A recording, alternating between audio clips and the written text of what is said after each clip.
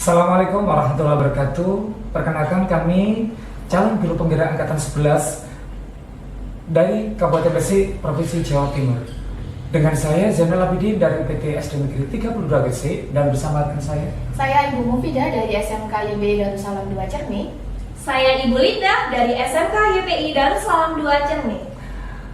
Teman-teman semuanya, calon guru penggerak, di sini kami akan melaksanakan demonstrasi kontekstual modul 2.3 yaitu coaching supervisi akademik. Di sini kami terdiri dari yang pertama nanti akan dilakukan dalam proses sebagai pengamat, yang kedua sebagai coach, dan yang ketiga sebagai coaching. Mari kita saksikan.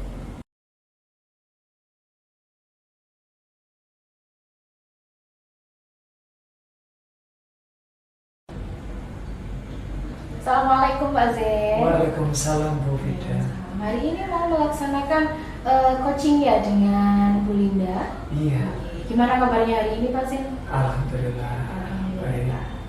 Tadi saya mohon izin untuk melakukan supervisi ketika Pak Zen melakukan coaching dengan Bu Linda. Namun sebelumnya saya akan menjelaskan rubrik penilaian pada pagi hari ini. Yang pertama, dalam proses coaching nanti diusahakan untuk menerapkan prinsip paradigma berpikir coaching, yaitu ada kemitraan, berpikir kreatif, dan memaksimalkan potensi. Yang kedua, dalam proses coaching nanti diusahakan untuk menggunakan alur tirta, di mana nanti ada penyampaian tujuan, ada identifikasi masalah, rencana aksi, dan tanggung jawab. Nah, yang terakhir, untuk rubrik penilaian diusahakan untuk menerapkan kompetensi coaching, yaitu ada kehadiran penuh, mendengarkan aktif, mengajukan pertanyaan yang berbobot dengan menggunakan teknik rasa. Baik Pak Zen, sebelum proses coaching dimulai, saya ingin mengajukan beberapa pertanyaan pra-supervisi. Yang pertama, kompetensi coaching apa sih yang ingin Pak Zen kembangkan dalam proses coaching hari ini? Yang ingin saya kembangkan dalam proses coaching nanti itu pandangan aktif atau present. Karena ketika saya sudah mampu menjadi pendengar aktif, itu nantinya akan mampu menggali potensi dari coaching tadi.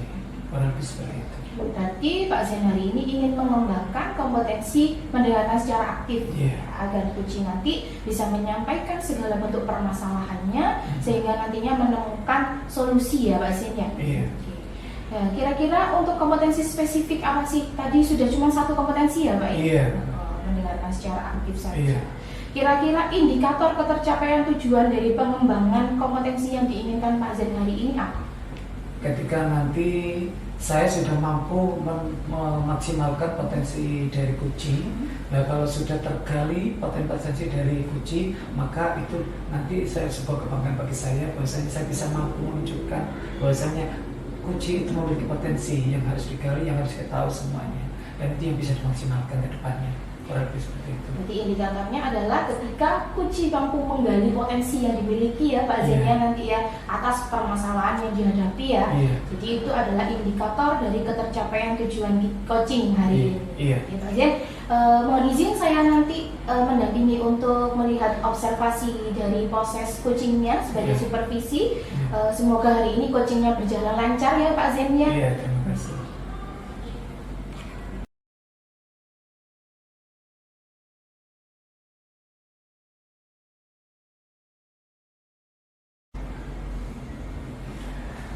Assalamualaikum Bu Linda. Waalaikumsalam Bapak. Gimana kabarnya hari ini? Alhamdulillah luar biasa ya, meskipun lagi ini ya Pak ya banyak yang dipikirin ya Pak ya. Kira-kira apa yang dipikirkan hari ini mungkin kalau boleh tahu, kalau bisa disampaikan. Iya Pak, ini loh Pak, saya itu kan kebetulan saya guru BK ya Pak ya di sekolah. Kemudian ada satu dua anak sih Pak yang sekiranya dia sering terlambat gitu Pak. Oh gitu. Iya, jadi saya bingung kok terlambat terus ya dia gitu. Kira-kira apa ya yang menyebabkan anak itu terlambat sehingga sampai harus turun tangan untuk menangani itu? Iya, banyak sih Pak, kadang itu bilang bangunnya kesiangan, kadang bilang kucingnya meninggal, kucingnya mati, gitu harus ngubur dulu sebelum berangkat sekolah, kemudian sepeda motornya mogok, kalau nggak gitu bannya bocor, kayak gitu sih Pak. Kalau menurut Bu Linda kira-kira apa yang ingin Bu Linda harapkan dalam percakapan kita hari ini? Ya, saya menemukan solusi sih Pak ya. Gimana caranya anak ini itu bisa berangkat ke sekolah tepat waktu gitu Pak. Oh gitu ya. Iya. Kalau menurut Bu Linda dari skala 1 sampai 10 lah, yang jenengan lakukan kondisinya seperti apa? Kondisinya, jadi skala 1 sampai 10 kondisi yang jenengan alami. Kondisinya sih ya 7 ya Pak ya, karena dia itu datangnya terlambat. Dalam 1 minggu itu mungkin hanya 2 hari dia nggak telat. Terus kemudian kita sudah coba ngobrol, kita sudah coba tanya alasan-alasan, tapi itu masih aja terlambat gitu Pak. Menurut Bu Linda, kira-kira untuk menangani anak-anak itu meningkatkan skalanya sehingga anak itu nggak terlambat lagi, kemudian nanti ke depannya anak itu bisa tertib, bisa disiplin sesuai dengan waktu yang sudah ditentukan, kira-kira apa yang harus jenengan lakukan atau langkah-langkah apa yang sudah jenengan lakukan? Yang sudah saya lakukan sih Pak, saya sudah konseling individu ya Pak ya. Anaknya sudah saya panggil, sudah saya ajak diskusi, terus kemudian sudah saya sampaikan bagaimana nanti konsekuensinya kalau terlambat. Kemudian saya juga sudah mencoba untuk membuat sebuah kesepakatan biar dia tidak terlambat gitu. Oh, bagus sekali langkah-langkah yang jenengan sampaikan tadi. Memang penting sekali Bu Linda ya. Jadi ketika kita sudah berupaya semaksimal mungkin kemudian tidak ada perubahan, memang perlu namanya tindak lanjut ya ke depannya. Benar. Kira-kira langkah atau metode yang lain apalagi yang jenengan lakukan agar nantinya ke depannya anak itu tidak terlambat lagi, bisa disiplin lagi? Yang pasti yang pertama saya mau diskusi dengan wali kelas sih Pak. Yeah. Biar ada pengingat lah ya anak itu, dan gimana pun juga wali kelas harus tahu keadaannya siswa di dalam kelasnya gitu sih Pak. Oh gitu. Menurut Bu Linda, setelah jenengan sudah menerapkan langkah-langkah ya yang jenengan harapkan nantinya, untuk ke depan rencana apa yang jenengan lakukan sehingga nanti langkah-langkah ini bisa terrealisasi, sehingga nanti targetnya ke depannya itu dalam beberapa waktu dekat atau mungkin dalam beberapa bulan ke depan nanti anak-anak benar-benar secara penuh bisa tertib, bisa disiplin, nggak perlu diingatkan lagi, nggak perlu dipanggil ke kantor di ruang BK lagi. Yang pertama, selain menghubungi wali kelas ya Pak, kita ceritakan apa masalahnya pada wali kelas. Mungkin saya akan melibatkan orang tua Bapak. Di sini nanti harapannya orang tua bisa jadi pengingat di rumah. Mungkin berangkatnya tidak siang-siang, kemudian kita ada home visit juga untuk konfirmasi juga benar nggak sih alasan-alasan selama ini kayak gitu, dan nanti harapannya setelah diskusi dengan wali kelas, diskusi dengan orang tua, home visit, anak ini sudah tidak akan terlambat lagi. Alhamdulillah, luar biasa Bu Linda sudah melakukan berbagai upaya metode itu, saya patut mengapresiasi Ibu ya. Nah kira-kira butuh waktu berapa lama kira-kira Bu untuk menuntaskan ya rencana aksi yang jenengan rencanakan tadi, kira-kira butuh berapa lama? Mungkin harus sampai paling lama akhir bulan depan ya Pak ya, karena sekarang kan sudah akhir bulan, berarti paling lama anak ini tidak boleh terlambat lagi sampai di akhir bulan depan Bapak. Gitu ya. Nah kira-kira dalam melaksanakan aksi tadi, jenengan sudah melibatkan orang tua, kemudian perlu nggak pihak-pihak lain untuk mendukung rencana aksi jenengan nanti supaya nantinya ada dukungan penuh, bukan hanya jenengan saja yang bertanggung jawab, tapi benar-benar ada pihak lain yang ikut bertanggung jawab. Kira-kira ada pihak lain siapa yang kira jenengan libatkan dalam mewujudkan rencana aksi tadi? Ada sih Pak, yakni teman-teman sekelasnya gitu. Jadi mungkin teman-teman sekelasnya yang satu arah dengan anak ini tadi, mungkin nanti jemput atau mengingatkan atau diajak berangkat bersama-sama biar nggak terlambat lagi.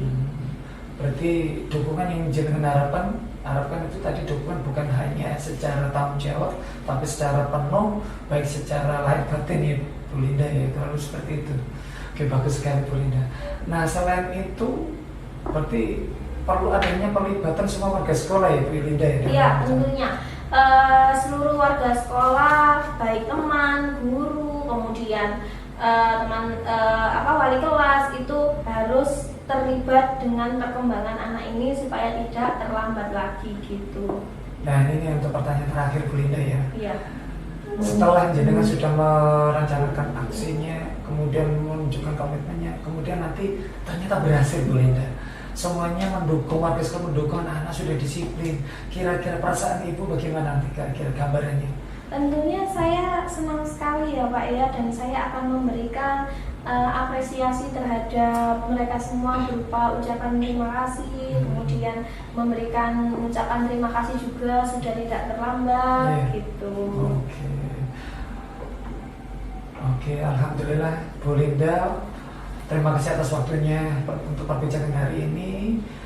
Hari ini saya dapat informasi banyak dari tadi yang jenengan sampaikan. Begitu juga nanti kedepannya saya berharap apa yang jenengan rencanakan tadi benar-benar terwujud Bu Linda ya. Nah, setelah percakapan hari ini, bagaimana perasaan Bu Linda setelah kita melakukan perbincangan sedikit tentang permasalahan anak-anak yang jenengan alami tadi? Bagaimana perasaannya? Tentunya saya sangat lega sekali ya Pak ya. Lega, senang ada yang bisa diajak cerita gitu. Dan sebelumnya saya simpan sendiri, saya bimbing sendiri gitu. Oke, baiklah Bu Linda, terima kasih sudah jadi teman ngobrol ya sedikit banyak. Ini saya juga dapat informasi baru, jadi referensi saya juga sebagai guru nantinya, dan untuk kedepannya juga nanti bisa saya terapkan dalam untuk mendisiplinkan anak-anak. Iya, terima kasih ya Pak ya atas waktunya. Terima kasih. Assalamualaikum Bu Linda. Waalaikumsalam.